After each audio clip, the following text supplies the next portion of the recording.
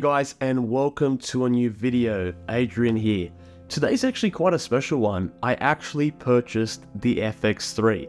Now, I want you guys to hear me out because coming from a long-term A7S III user, I want to kind of break down my sort of logic of why I went with an FX3. Now, the first thing everyone normally says is, well, the FX3 has the same sensor as the A7S III. That is true. What's really different about it? I mean, this has probably been said so many times, but let's just cover a little bit of it. So the body design is obviously different. This one obviously now has hot shoe mounts at the top, which is great. It loses the EVF, but instead now has a cooling fan in it. Now, I want to mention something about the cooling fan. I never really saw it as an issue when I had the A7S III when it didn't have a cooling fan, because it never really overheated on me. You set the temperatures to high and, you know, everything's great. So I've never really had any issues with it. Now, obviously having it is great. It's a feature that cinema cameras do have, so it's nice that it now has it. Now, another reason why I got this, and this is now where we get into kind of like the hype train, right? When I heard that it was, you know, Netflix approved and whatnot, I straight away had to jump on it and say, oh my God, now I have a Netflix approved camera. Not that, you know, the next day or next month, Netflix is going to hire me to shoot a feature film or anything like that, but the idea of knowing that, you know, it's been approved, when realistically the A7S III should have been approved, but this is counted more as a cinema camera, you know, being part of, you know, the FX line, you know, the FX6 being the next step up, it just made sense. Now, I was also considering the FX6 to go alongside with my A7S III, and I didn't go with the FX6 for a number of reasons. One was its size. Obviously the weight is an issue as well, but the weight of the FX6 isn't that much larger. It's like under a kilo. It was more the weight of it, so portability and stuff obviously mattered to me, and the FX3 body is incredible for that. The other thing that the FX6 lacks that the A7S III and the FX3 shine in is the amount of different codecs available. One thing I learned with the FX6, and this might come of interest for you guys, is that on the FX6 you can only either shoot in all intra or XAVC-SL, which shoots in 8-bit. They never added a 10-bit version, which, come on Sony, why?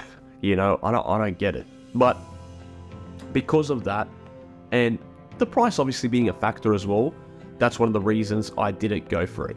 Now, the only thing I wish the FX3 had, which again, not the biggest deal breaker, but internal NDs. I get it, if you want internal NDs, you're gonna have to have a bigger body, so I've compromised, you know, size, portability, ergonomics, in exchange for losing the variable NDs, the electronic NDs, which is okay. Now, one thing I did notice, and I haven't really heard many people talk about this, and I don't know if it's only me noticing this, the battery life on the FX3 seems to die a lot quicker than the A7S III. And I don't know if that has to do with the XLR hot shoe that's currently on at the moment, or even without it, to be honest, I find it just taking a lot more battery. And I think that might have something to do with the cooling, the fan, because it's set to auto, so it's automatically adjusting, and maybe that's working the battery a little bit more. I will do some tests with the battery off to see if it does make a difference, with the cooling off.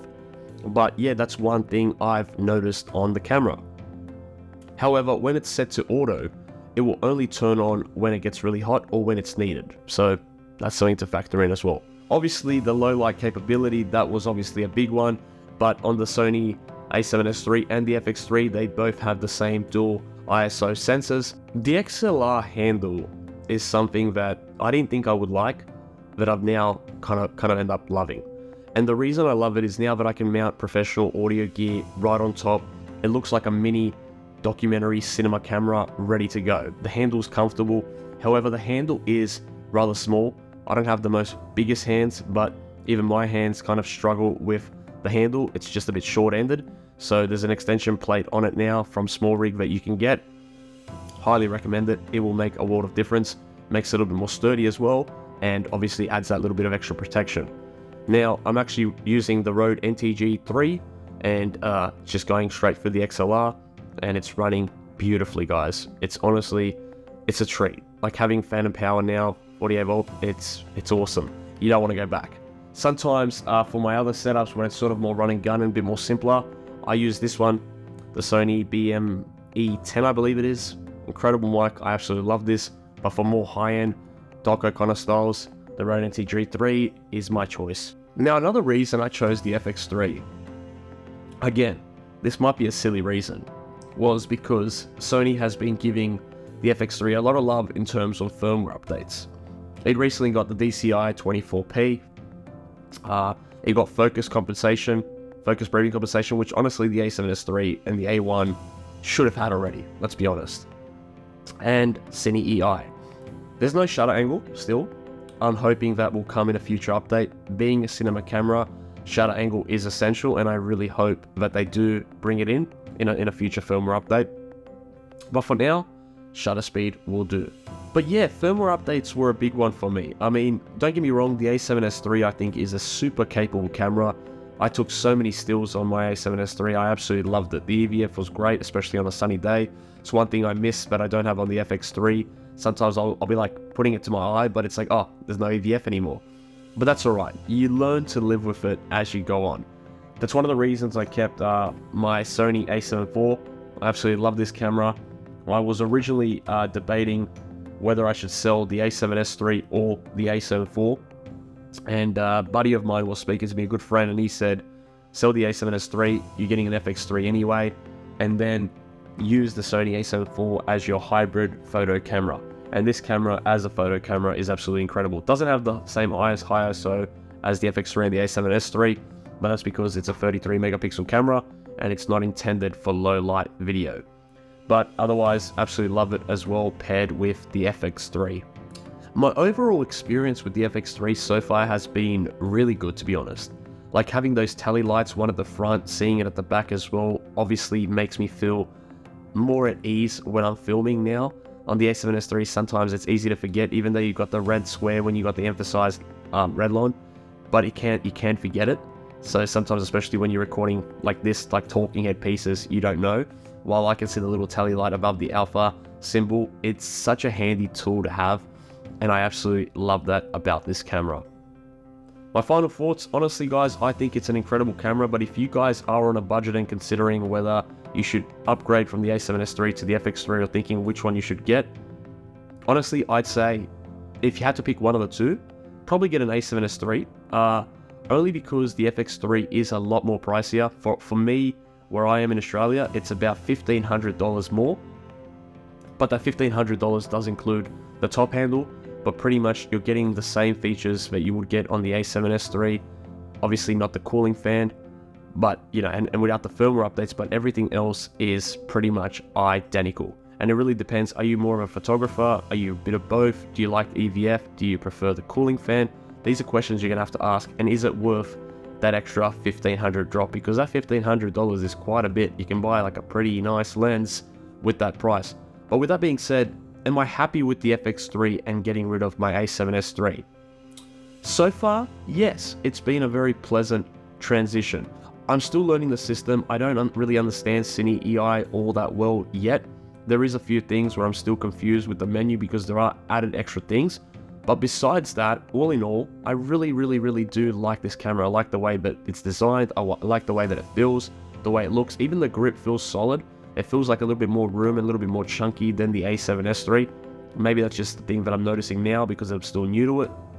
But overall, I really love this camera, guys. And whatever you pick, whether you pick the A7S III, the A7 IV, or the FX3, guys, I can promise you one thing. You can't go wrong. It just really depends on what your needs are. Hey guys, Adrian from the future. I actually forgot to cover the FX3 handle, and I wanted to show you a little bit more on the setup. As you can see, it's quite a bulky setup. This is the Rode NT-G3 with the dead cat on it, and as you'll notice, it's rather thin and it doesn't lock in properly. Now what I've had to do is buy one of these rubber extension tubes from Amazon. They cost about $25, you get two. However, and this is the unfortunate part, these little tubes still weren't enough. What I ended up having to do was I actually added gaffer tape on top of the tubes to kind of tighten it up a little bit more, which still isn't ideal. In fact, let me quickly show you what that looks like. All right, so here we go. Let me take that off. As you'll see, there's a little bit of gaffer tape and it's actually already coming off. and I've actually added some tissues. Actually not tissue, sorry, I apologize, that's blue tack inside just to make it a little bit more thick. Again, it's not ideal because I tried it with the 2 extension tubes and it wasn't great either. Now this is the only great solution at the moment if you're not using a particular Sony lens for this. So that's one of my kind of gripes with this at the moment. As you can see as well, it is quite a bulky setup. I mean, with the 24-70, the 24 end does not obviously get this in the shot, but it's still kind of bothersome if you're doing more run and gun stuff and you do worry whether the handle may come off. That might be something you need to be aware of and look into. The other thing I wanted to cover, which is a real benefit, and I think one of the reasons I really love the FX3, is now that we have LUT inputs. You can now add your LUTs inside the FX3, and there is so many options, it's ridiculous. Like, you can just keep scrolling and adding all different types. You can put your name in, and then even on playback, it'll play back with the LUT in it. Now, obviously, it's not going to be baked in. You can still add it later on in post, but the whole idea is you can now light getting an idea of what the LUT will look like when applied if you're using a LUT. So, really cool benefit. Now, another thing I wanted to talk about was Cine EI. Now, I know there was a lot of hype about Cine EI and, you know, saying a lot of people thought that it will obviously give you more dynamic range, and I assumed that at first as well. Now, to my knowledge, that's not the case. It's really for exposing to give you, you know, the best dynamic range that the camera can output, right? So whatever the maximum is, Cine EI is meant to help you expose better to get that most dynamic range from your camera. Now, it also has the benefit of obviously having the two dual ISOs, which is 800 and 12,800. So if you wanted to do it nice and easy and change, it only gives you between those two options. Anything you change in Cine EI is just changing the exposure index in camera, but it's not actually putting it in the file. All you're going to see is on the display screen either getting darker or brighter depending on how you change the exposure index. But besides that, your ISO will be either 800 or 12,800. I'll do a more in-depth video on Cine EI at some point, but I just wanted to mention it isn't everything. So I don't want you guys to be too carried away thinking Cine EI is going to give more dynamic range. It just isn't the case like that. It's just pretty much an exposure tool to help you get the most dynamic range out of the FX3. Now, I do want to bring back that point that if you currently have an A7S III, I don't think you necessarily should upgrade or need to upgrade to the FX3 unless you're looking for certain features such as the cooling fan. For example, if you're in a really hot area, always in the desert, this is where it might benefit you. But otherwise, I don't think you really need to upgrade unless you really want those extra firmware updates. Breathing compensation has obviously been a blessing. I really do like that I have it now in this camera, which has been great. But otherwise, besides that, there's not a lot that's really different from the A7S III going to the FX3. I do like the size factor that now it doesn't have the EVF. Even though I do miss the EVF, it does place in my camera bag a lot easier. It's nice having the top handle. As I said, though, it is a little bit cumbersome with this kind of mic, so I'm going to definitely play around with it and see how I can change it around. If I can make it a little bit more, I guess, run and gun friendly, even though this is not a terrible setup either. But all in all, I do think the FX3 is an amazing camera. I have been shooting a lot with it, and I personally do love it. I wanted to talk really briefly about the weather sealing as well. The other day, I did go out into the sand dunes, and I did take the FX3. It did start to rain, and it was raining, you know, I wouldn't say heavy, but moderately, and the camera handled it fine. Now, I was worried about the cooling vent being open, but I found out that it is sealed from the inside and the cooling vent's just from the outside, so it is still weather sealed. If that's a concern for you guys, that's something I read, but definitely do your own research. But from what I've seen, everything's handled fine. The most important thing is when you're drying your equipment, and especially the FX3 or the A7S III that have the hot shoe that have like wiring points, definitely give them a wipe when you finish shooting, because that's what can give you the first issues on your camera. So just keep that in mind. But otherwise, stay tuned, guys. I do have a lot more Sony FX3 content coming out. I'm actually building a rig for this. I've got some new batteries and some really cool setups, so definitely stay tuned. I'm going to be making a video on that very soon. That's it for this video, guys. I hope you enjoyed it. If you did, please leave it a like, hit that subscribe button if you're not subscribed already, and as always, I will catch you guys on the next one. Be safe. Talk to you guys soon.